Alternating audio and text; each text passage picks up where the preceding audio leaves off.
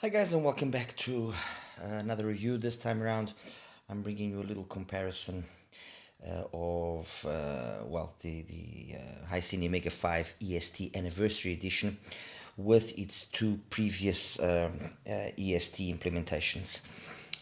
I talked about already the EST in a somewhat brief manner when I did the review for the Panon Voltage, but I thought it would be interesting to make just a more detailed review, just focusing on these three IEMs and the evolution that they've suffered, and then just throw in two other hybrids just for the sake of kind of you guys also understanding where this stands.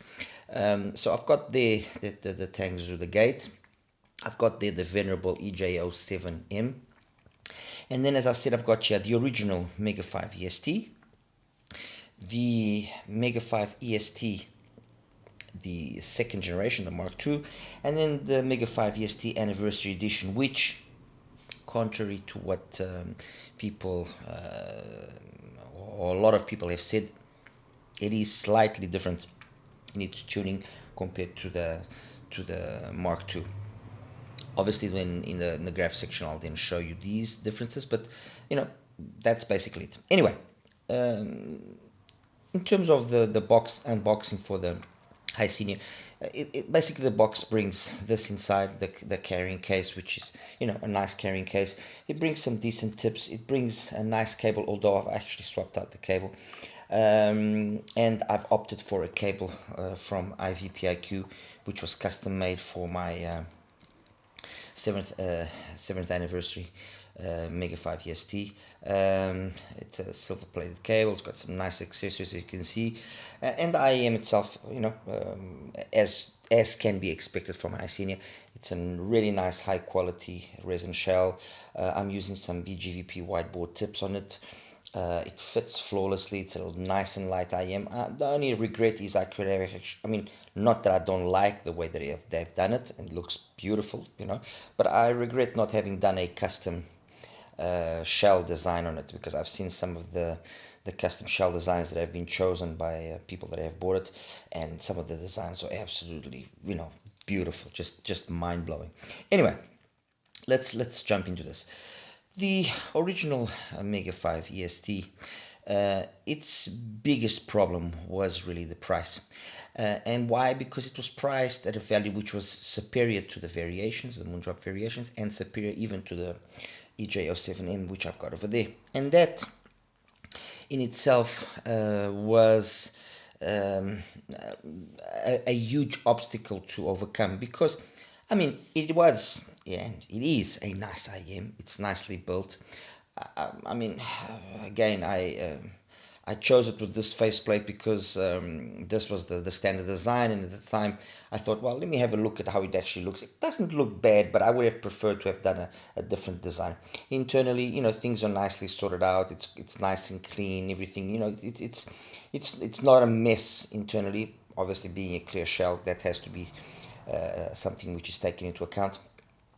And if you guys recall, I remember mentioning that it sounded very similar to the EJ07M, and it does have a lot of similarities. Ultimately, the EJ07M has got just a little extra bass, and maybe the mids just come across in a more natural manner. But the reality was and is that the original EST is a very good IEM, and it sounds very good. The obstacle was it's $600+ of price, even with a nice discount which I was able to secure at the time. It still was slightly more expensive than the variations and the EJ07, and obviously people opted for those two due to the I guess the more solid reputation that those brands had. They then subsequently last year came out with the Mark II version, which used a slightly, same design of the shell, but slightly smaller shell, and still the same configuration, 1+2+2. It seems that the dynamic driver has been changed. I can't really ascertain or be sure about it, but it seems like it's been changed. But what they did change and improved significantly was the tuning. Um, in that respect of improved significantly, I will, set the caveat that in the mids to upper mids transition, they did make the Mark II version a little bit more subdued.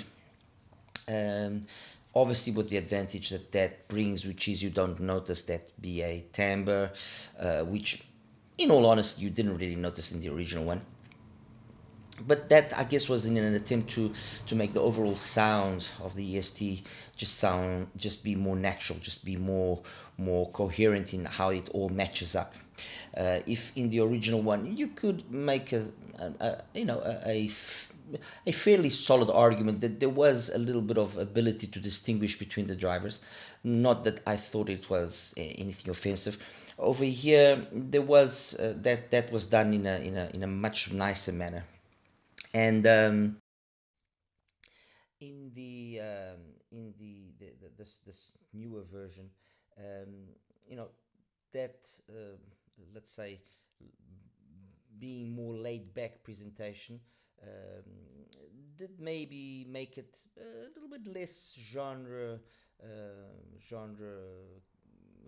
versatile. And I think the biggest thing was it kind of made technically the Mark II be a little bit more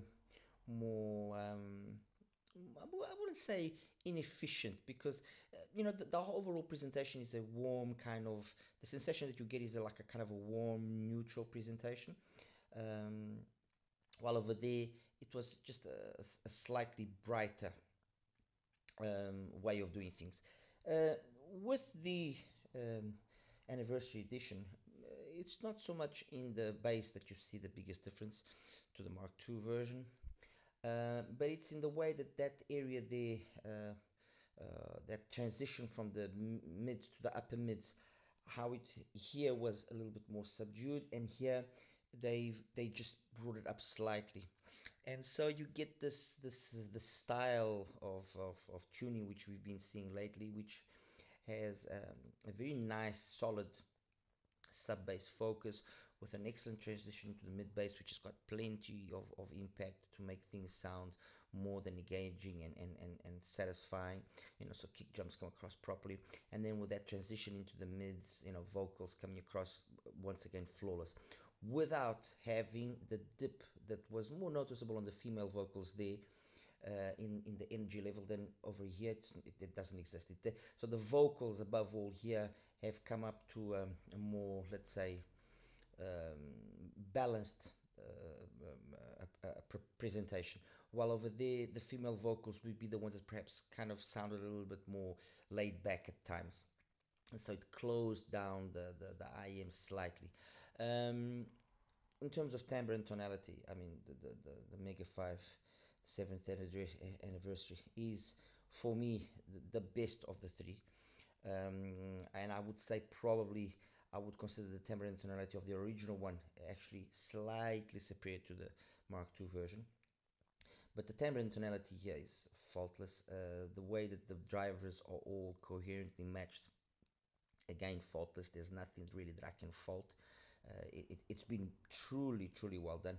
And the truth is this: the the Mega 5 EST, the anniversary edition, has brought the performance of or has taken the performance of the 5 EST to a level where it starts rivaling way more expensive IEMs in a very solid manner.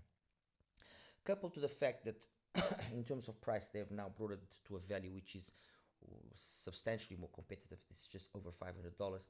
We now don't suffer the issue that we suffered in the previous two versions, where it was an over $600 IM. So you are obviously going to expect certain things, but it's also brought it down to a level, like I just mentioned, that it rivals the established tribrids, like the case of the EJ07, in a very solid manner, and even the newer tribreds that have been coming out, and puts it in, in like a, it's an IM that definitely makes sense. Let me just cut to the chase and be straight to the point. It is definitely one of the better tribreds out there, and to start finding something that can truly, you know, be better or make sense over this, you have to go into something like the Voltage from Penon. I haven't got any of the Audio Monarchs, so I can't compare it to the Monarch, but I will, and I am trying to get my hands on a Mark III. But the reality is this, in terms of performance, it's very much taking things to a level where, for you to find something which is substantially superior, you're going to have to spend quite a lot more money. I could have brought out here a number of other IEMs to have compared it with, like DTE 500, DTE 900, the Moonlight Ultra. I could have brought I could have gotten quite a few other tribreds, but I didn't want to do it, first of all, because I wanted to kind of just set this comparison between the three Hiseniors, and then just have those two for like a slight reference. But the reality is this: the 7th anniversary is definitely trading blows with IMs which are substantially more expensive. So compared to its two previous versions, it is a better IM. Not only is it cheaper, but it is better sonically in every way. Okay, I would say between the other two, the one that probably will come out second will probably be actually the original. Only because it doesn't sound so restrained in the upper mids, so the female vocals don't sound so laid back as they do on the Mark II. But the reality is that these two are very close to each other. There's not a big difference. As compared now, the EST 7th anniversary with the likes of the Gate or the EJ07. Compared to the Gate is, I think I'm probably one of the very few people that actually did appreciate the Gate. And I think the Gate, yes, it is a little bit lean on the mid bass. I'm not going to deny it, but its overall presentation is a very nice neutral presentation. It's not offensive. It doesn't it's a nicely done tribrid. I think its biggest problem, and somehow they try to mitigate that with a really nice accessories package, nice case, nice cable, excellent build quality. The CNC machining on this shell is something that really needs to be seen to be truly appreciated. I think that they did a lot to try and mitigate the price difference, because this is over $600. But when you take the Gate and you compare it with the 5 EST, the 7th anniversary, I'm very confident that 99% of people will like the Hisenior more, because it is just got what is lacking here, which is that extra mid bass and that overall very polished, very elegantly done mids and to treble performance. It's just done that much extra. It's got that step above, and it doesn't take much to pick up on that. I mean, like I said, you just have to go through a few songs, and immediately you pick up on that. So I mean, let me see here for you guys to have a better understanding of what I'm talking about. The Lady's Not Immune is from Jeff Cascaro. You listen to it on here, it sounds nice, it sounds fine. Oh, mind you, before I carry on, I did find a way to kind of make the Gate have a little bit more mid bass, and that's using this 25 ohm impedance adapter. But even with this impedance adapter, which does substantially improve the engagement of the Gate, it still isn't enough to kind of dethrone the Mega 5 EST 7th anniversary edition. This is still better. So in a song like I was saying, The Ladies Are in Muse from Jeff Cascara, or Unconditional from Soul Persona, or if I go to something like Riviera from Bob Zop, you notice definitely that the mid bass that this is capable of producing, coupled with the really nice extension in terms of sub bass, and then the transition to the mids, upper mids, and treble, which is flawless, is just that extra more polished than it is on the Gate. And I mean, I don't mean this in a bad way on the Gate. I've just mentioned it a few minutes ago. I am sure that I'm one of the very few people that really enjoyed the Gate and appreciated the Gate for what it is. But I think that perhaps Tangzu uh, tried to go down the safe route in terms of tuning, but they went a little bit too safe. Perhaps if they had included some tuning switches, you could have, tried to get a little bit more engagement there in terms of the sound. And like I said, the 25 ohm impedance adapter did really improve. But this is just a superior IM. House of Groove from Eugene Groove. This just it's just more alive. It's more satisfying. Elephant from Carol Duboc, another one again that's done flawlessly. If we go to something like, let's say, The Tracks of My Tears from Brenda Russell, again, beautiful execution on the 5 EST. A Piece of Me from Candace Springs, again, flawless. I mean, the 7th anniversary just does it in a very, very nice manner. So that, coupled to the fact that it's $100 cheaper than the Gate, this is the IM that, in my opinion, would make the most sense in choosing, if I was going to choose between one and the other, compared to the EJ07M. And I mean, this again is one of those IMs that I think has stood the test of time really well. Its only real, I guess not, it's not even a flaw, but its only real thing worth mentioning was that the way that the ESTs have been done, which, mind you, is very, very well done, is in a form or in a manner which makes them feel very unpresent almost. So it's almost like they're not there. But when you start listening to it, and you then listen to other tribrids where the execution of the ESTs has been done differently, you then stop to appreciate how well the ESTs are actually implemented here. It's got 4 ESTs, so it's got a few more drive. It's got twice the ESTs of the 7th anniversary. But the way that like I said, the way that they've tuned them is very mellow, very relaxed. So there's no tonality no metallic tonality, nothing. They just come across absolutely sweet, suave, like I like saying, and very elegant. Compared to the Mega 5, look, I prefer the slightly more energetic presentation here, but I can understand, and I also enjoy very much the laid back presentation of the ESTs here, because it's very well balanced, and it just goes very well with the rest of the execution. The sub bass, I would say ultimate sub bass, probably the EJ07 just takes it a few more times than does the EST. Mids, the mids on the EST, for me personally, are just slightly superior than the EJ07M. And then the highs, it's like I said, you know, the execution here on the Hisenior is faultless in my opinion. It's been very well done, and they've been able to strike a very nice balance between that energy level that they wanted to exist, but not coming across then with the negativities of the timbre or the tonality of the ESTs or the planers or even BAs have.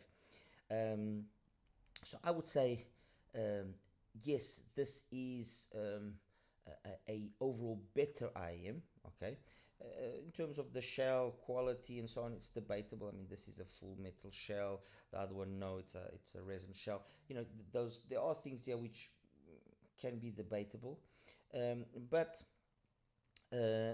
you can, it's not like you have an EJ07 and now you must go get rid of it and you must go fetch a Hisenior. No, it's not like that. This is still a very solid tribrid.